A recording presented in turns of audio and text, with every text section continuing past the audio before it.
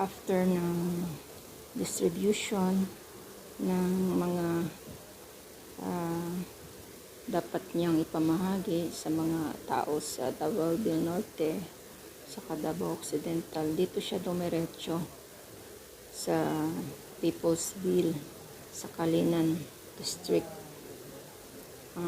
Davao City, para bisitahin ang pabahay para sa Pilipino program na layong magbigay ng abot kaya at ligtas na pabahay para sa mga Pilipino.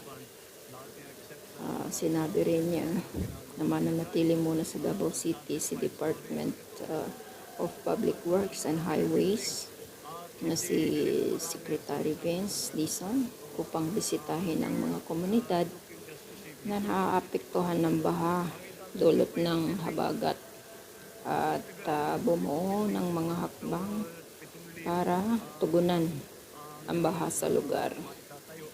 Yan ang sinabi ng Pangulo. So, ayan, masaya yung mga tao nagkaroon ng pabahay. Binisita niya ito. Ayan. Kausap niya yung mga taong lumipat doon sa pabahay na yun, Peoplesville. So ayan guys, marami pa siyang sinabi dito.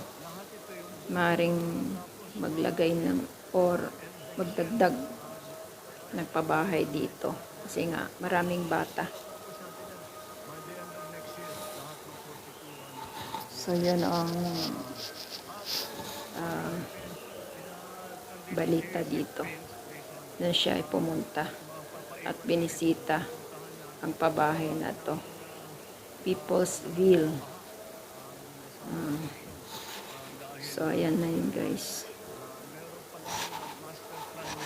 pakinggan natin yung ibang sinabi niya rito. Whatever reason hindi ginawa doon sa yung mga ibang project, kaya't babalikan natin para yung master plan na para doon ay matapos na, para hindi na tayo makakakita ng baha na kagaya ng nakita na.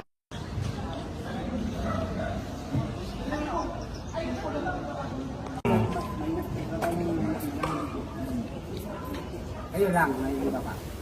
So ayan yung Peoplesville. Yan. Balita